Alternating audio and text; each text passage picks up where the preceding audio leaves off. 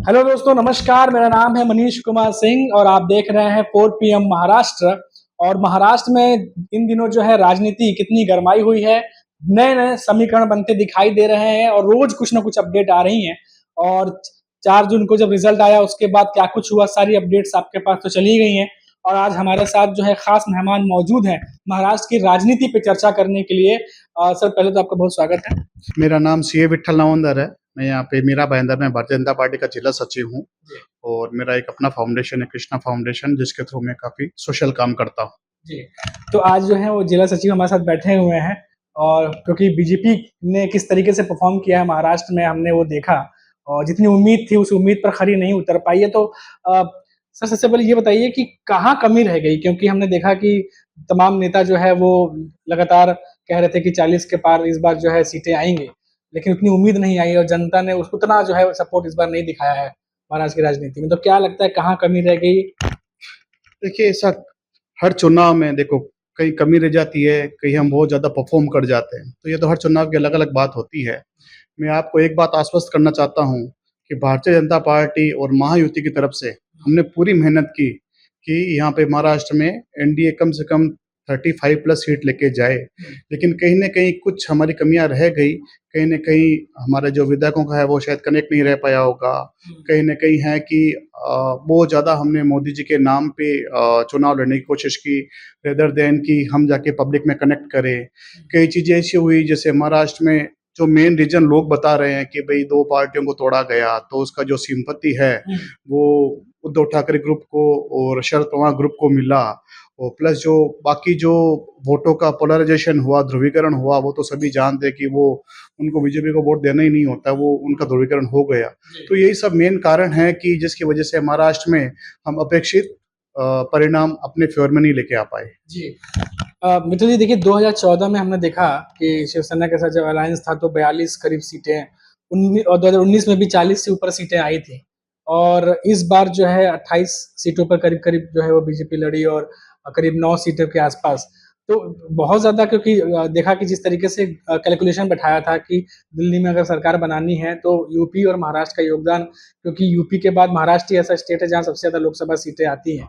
तो कहीं ना कहीं यूपी में तो दिखाई कि गड़बड़ हुआ है, महाराष्ट्र में भी बहुत ज्यादा गड़बड़ होता हुआ दिखाई दिया। तो एक तरीके से अभी जो खबरें आ रही हैं जिससे हम देख पा रहे हैं, ऐसा लग रहा है कहीं ना कहीं कमजोर कड़ी जो है, एक तरीके से जो एनडीए अलायंस के जो अजीत पवार थे वो भी एक कमजोर कड़ी, क्योंकि एक सीट बहुत मुश्किल से उनकी आई है। और देखा जाए परसेंटेज के हिसाब से तो एक नाथ शिंदे फिर भी एक तरह से दिख रहे हैं कि 7 सीटें लेके आए हैं। तो लग रहा है कि इंडिया अलायंस में भी काफी कुछ करने की जरूरत है इस समय।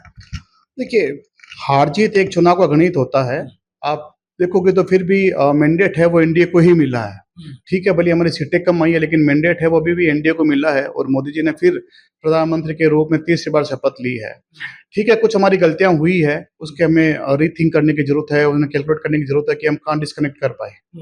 बेसिकली ये है कि लोगों का ऐसा व्यू है कि भाई आपने दो दो पार्ट, जैसे मैंने पिछली बार भी बताया कि लोगों का व्यू है कि आपने दो दो पार्टियां तोड़ी, इसलिए सिंपैथी वहां चली गई वहां चली गई। ऐसा कुछ नहीं है।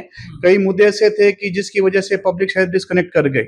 जैसे मोदी जी ने एक नारा दिया था अभी अब की बार 400 पार, तो विपक्ष ये नैरेटिव बनाने में सफल हो गया कि अगर 400 पार सीटें आई तो यह संविधान बदल देंगे, लेकिन ऐसा कुछ भी नहीं था। कहीं ना कहीं वो नारा, अगर देखा जाए तो अति उत्साह का नारा था। उसे एक ट्रेंड सेट होता है, हमारी कोशिश थी कि ट्रेंड सेट करने की, लेकिन वो विपक्ष ने उसको एक अलग नैरेटिव दे दिया और गलत गलत नैरेटिव के संविधान बदल देंगे, ये दे देंगे, किसानों की जो नीति मिल रही है वो रोक देंगे और भारत का संविधान में बहुत कुछ चेंज कर देंगे, ये कर देंगे। जो एक फेक टाइप के नैरेटिव बनाए गए वो कहीं ना कहीं पब्लिक के माइंड में जाके सेट हो गए। इसके लिए जो अपेक्षित वोट मिलना था उतना मिल नहीं पाया और मेन हार का रीजन वही है। बाकी आप देखा जाए तो मोदी जी से पर से लोगों की कोई नाराजगी नहीं है। अगर मोदी जी से नाराजगी होती तो शायद हम एनडीए की सरकारें नहीं बना पाते, लेकिन लोगों की पर से मोदी जी से कोई नाराजगी नहीं है। ठीक है, कहीं ना कहीं खामियां रही है, कहीं ना कहीं अति उत्साह में नारे गए हैं, कहीं ना कहीं वोटों का ध्रुवीकरण हुआ है, कहीं ना कहीं जैसे यहाँ पे मराठा समुदाय के लिए आरक्षण की बात थी वो कहीं ना कहीं थोड़ा बैकफायर कर गया। लोगों को ऐसा लगता है कि उनको बीजेपी प्रॉपर तरीके से हैंडल नहीं कर पाई। कहीं ना कहीं लोग अब नेतृत्व पे भी सवाल उठाते हैं, लेकिन मैं कहता हूँ नेतृत्व पे सवाल उठाना गलत है। ये वही नेतृत्व है जब 2014-2019 में जब एकदम सुपर सीटें लेके आई थी, तब इनके ऊपर कोई सवाल नहीं उठाया गया था। लेकिन जब आज थोड़ी सीटें कम आई है तो सभी सवाल उठाते हैं। चलो, नेचुरल है, जो जिनकी सीटें कम आती है उसके लिए लोग फिर विश्लेषण करने बैठ ही जाते हैं। लेकिन मैं कहता हूँ ठीक है, कुछ एक इश्यूज हुए हैं, उनको ठीक करने की जरूरत है। और मैं आपको बोलता हूँ नेक्स्ट 6 to 7 मंथ में आप देखोगे कि वापस एनडीए उसी गति से काम करेगा और जो विपक्ष ने इंडिया गठबंधन ने नैरेटिव बनाया था वो सब अपने आप पब्लिक के दिमाग से उतर जाएगा। अभी तो एकनाथ शिंदे भी कह रहे हैं मिथुन जी की अभी 400 पार का जो नैरेटिव था वही कहीं ना कहीं जो है गलत हो गया, वो भी एक है जैसा कि आपने भी बताया, और एकनाथ शिंदे भी वो बात कह रहे हैं। लेकिन अभी विधानसभा चुनाव आने वाले हैं उसको लेकर के, क्योंकि लोकसभा में तो जो हुआ वो हुआ, अब विधानसभा चुनाव को लेकर के ये भी सुनने में आ रहा है कि कई सारे जो विधायक हैं वो एक दूसरे के पार्टी के संपर्क में है। एकनाथ शिंदे के विधायक जो है वो यूपीटी ग्रुप के संपर्क में है, वहीं अजित पवार के जो विधायक हैं वो शरद पवार के संपर्क में, और ऐसा ही इनकी तरफ से भी कहा जा रहा है कि नहीं हमारे नहीं है बल्कि उनके विधायक हमारे संपर्क में है, जो अजित पवार की तरफ से कहा जा रहा है और एकनाथ शिंदे की तरफ से। तो लग रहा है कि अब कुछ रणनीति बदलने की भी जरूरत है, क्योंकि विधानसभा चुनाव अब मोदी जी के चेहरे पे न लड़के बल्कि विधायक खुद अपने चेहरे पे भी लड़े, क्योंकि खुद इनिशिएटिव भी लें, ताकि कब तक जो है बाबा उनके चेहरे पे लड़े, क्योंकि इस बार मोदी लहर जो 14-19 में दिखाई दी थी उतनी नहीं दिखाई दी महाराष्ट्र में। देखिए ऐसा है, जब भी महाराष्ट्र में अक्टूबर नवंबर में जब भी चुनाव होने हैं तो ये एक लोकल चुनाव है। यहाँ पे आपको विधायक का कामकाज देख के पब्लिक वोट करती है। मोदी जी एक बैकेंड चेहरा है, बड़ा चेहरा है, लोग उनको मानते हैं, उनकी बात सुनते हैं। लोकसभा में लोग उनके चेहरे पे वोट देते हैं, विधानसभा में लोग उनके चेहरे पे वोट देंगे, लेकिन साथ में जो लोकल विधायक को टिकट मिलती है उसके चेहरे पे भी वोट पड़ेंगे। हमने पिछली बार भी देखा कि हमारे यहाँ से निर्दलीय उम्मीदवार जीत गए थे, हमारे जो बीजेपी के कैंडिडेट थे वो हार गए थे। तो कहीं ना कहीं लोकल चुनावों में आपका चेहरा फैक्टर करता है, बड़ा फैक्टर करता है। तो जो भी विधायक है, जो भी लड़ना चाहते हैं, उनको यही है कि वो कम से कम पब्लिक से कनेक्ट बनाए रखे, उनकी समस्याएं सुने। देखिए अल्टीमेटली जनता जनार्दन है, वोट उसको करना है।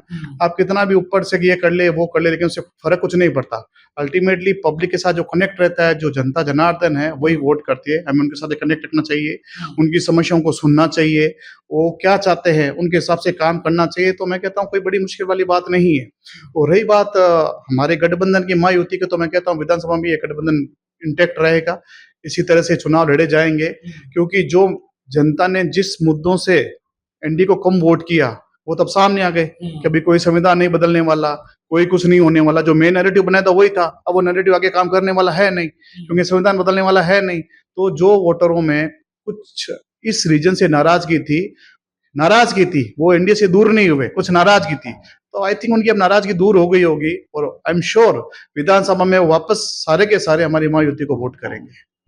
लेकिन विजय जी एक चीज मैंने जो ऑब्जर्व की है कि जिस तरीके से विपक्ष ने संविधान बदलने को लेकर के, जिस तरीके से बीजेपी के लोग कहते हैं कि नैरेटिव सेट किया, हम लोग तो बयानबाजी और ये सब सुनते रहते हैं, ऐसा लगता है कि उसको डिफेंड करने में भी बीजेपी के भी जो बाकी नेता है, सिर्फ नरेंद्र मोदी की जिम्मेदारी नहीं बनती, जो बाकी और भी नेता है उनको भी डिफेंड करना चाहिए था इस चीज को, और इस नैरेटिव को तोड़ना चाहिए था कि ये जो नैरेटिव सेट किया जा रहा है ये नहीं है। और उसी का जो एक कह सकते हैं कि बहुत बड़ा भुगतान जो है वो बीजेपी को करना पड़ा महाराष्ट्र यूपी में। हाँ, ये बात से मैं आप पे एग्री करता हूँ कि उन्होंने नैरेटिव पहले सेट कर दिया, और कहीं न कहीं हमें डिफेंड करने में इसमें थोड़ी-सी देर कर दी, उसका नुकसान हमें हुआ है। जैसे उन्होंने नैरेटिव चलाया था, मेन ये उत्तर प्रदेश में बहुत ज़्यादा नैरेटिव चला, उसको वहीं डिफेंड करने की ज़रूरत थी, लेकिन डिफेंड किया भी गया। आपने देखा था कि हमारे गृह मंत्री अमित भाई शाह का उन्होंने एक फेक वीडियो भी चलाया था, पूरा ये एआई से फेक करके चलाया था। तो इमीडिएटली सबने वहां डिफेंड किया था, भी ये फेक वीडियो ऐसा कुछ नहीं है, लेकिन वो तब तक क्या पब्लिक में घूम चुका था।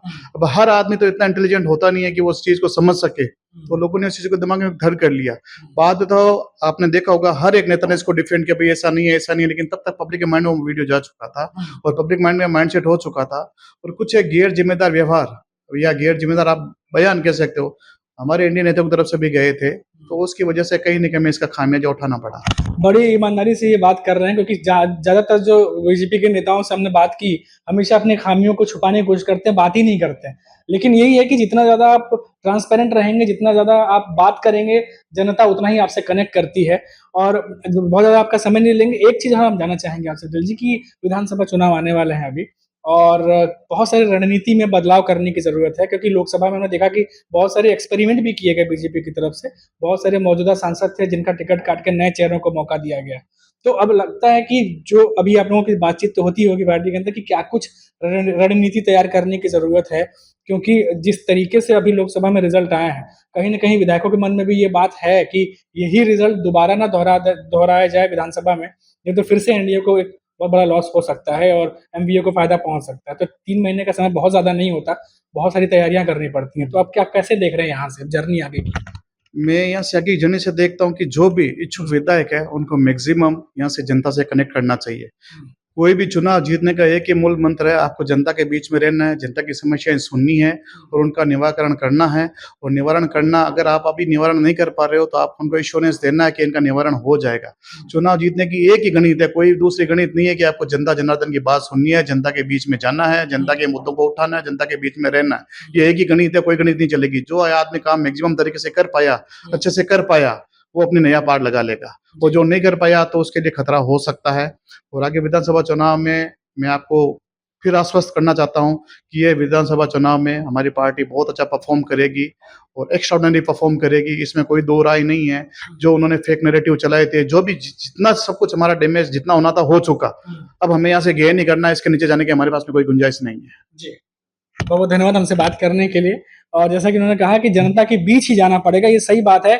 चाहे पक्ष हो या विपक्ष हो, जनता के बीच जाएंगे और जब उनसे बात करेंगे तो ही जनता जो है बात समझती है और अपना जो जनादेश है, अपना वोट है, वो उन्हीं पार्टी को देती है जो उनका दिल जीतने में कामयाब होते हैं। और इस चीज के लिए आपको ग्राउंड लेवल पर उतरना ही पड़ता है, लोगों से बातचीत करनी ही पड़ती है और उनके लिए काम करना ही पड़ता है। भले आपके पास कितना ही बड़ा चेहरा हो, लेकिन आपको भी काम तो करना पड़ेगा।